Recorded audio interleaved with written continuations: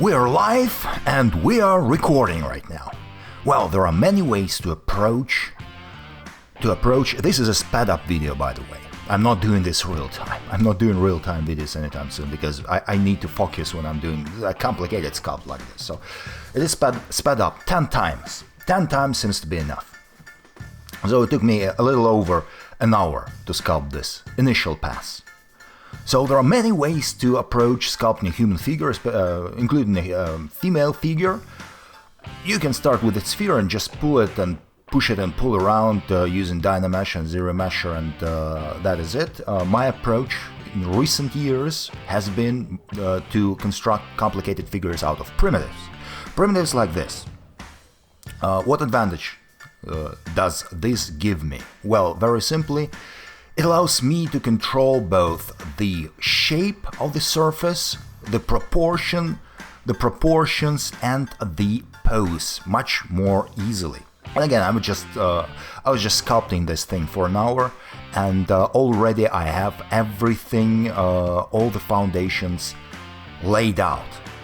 So the sculpting process is going on very quickly here. I think I wouldn't be able to keep up and comment on what is actually happening on the screen even if I wanted to. So I'll just be rambling away about things that are coming up, visiting my brain or whatever.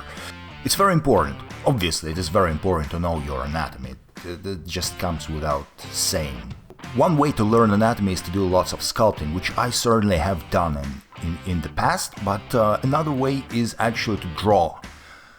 I maintain that an artist doesn't matter if you are a 2D or a 3D artist. I think it is even more important for a 3D artist, because 2D artists, they draw anyway, but 3D artists, they think that 3D is superior to 2D somehow, and they don't draw as much. And that is a mistake. You should pull out your pencils, digitizers, whatever you're using. What do you use? You use Wacom, or what are you sculpting with a mouse? I use Wacom. Anyway, and I think that sculpting is important, of course, to understand anatomy, because if you were to apply to an art school, they would literally force you to do both sculpting and drawing. You would be sculpting, drawing, and painting all the time like a but what I was talking about. Yeah, but regular sculptors and modelers, most of them, if they're left to their own devices, they will not draw if their life depended on it. But you have to draw, and I would say preferably you should draw on paper using real, just simple pencil, and you should do lots of figure drawings every day in order to learn your anatomy and the rhythms and everything that is involved in constructing a figure, because construction, be it 3D or 2D drawing or sculpting, it's still construction. You have to know what you're doing, and you should not be leaving it to the machine to decide what shapes you want. So, the bottom line, we're halfway through the video. So, and I have to say, I'm sculpting it without using any references. There's nothing on my second monitor. I'm just pulling it right out of my head, all those construction things. And I'll also saving all the time because I don't want to lose my progress. I also have autosave.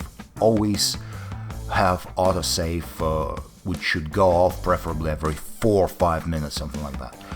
So I'm drawing constantly, and I don't require references for most things, which most anatomical tasks. Hear that sound? It's my cat. He just opened the bathroom door. She does that. Here I'm placing the palms, and I'm constantly jumping around. I'm not focusing on one area. I wouldn't focus on just. And mommy wrote me a short electronic message, and I'm turning off the messenger. Sorry, Mom.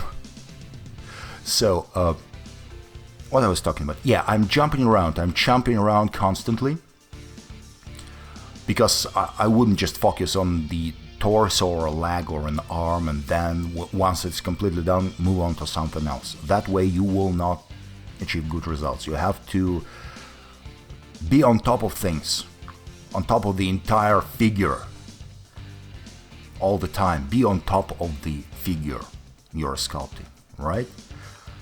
And I'm placing right now feet and hands. Those are the difficult parts. Difficult parts because they are as complicated as the rest of the figure. And that is why I'm not going to sculpt, and I will not even construct. I'm going in, by the way, and I'm applying certain, just sculpting the face a little, because it is a different area, and I will go into face sculpting once the figure is complete. And right now, this face I had before just irritated the hell out of me, so I decided to do something about it. But the hands and the feet, you cannot. I will sculpt it separately, because I will make it its own little project, and then I will just append it to the figure, because that's easier that way. Because especially the hands, but the feet too. You have to be the construction of feet, the construction of hands require lots and lots of attention to detail, and I right now want to focus on the figure itself. And right now we're approaching the end of this video, right? It's the end of the video, and in the next video we will probably be actually focusing on the hands and feet. And once that is done, maybe I will go and do something with the face. But the goal of this project, and this is actually an assignment, I'm not doing it just for fun. I'm doing an assignment, and the assignment is to sculpt an attractive female figure. So that is what we are going to do over the course of the next several videos, and this is the end of this one. So there you have it.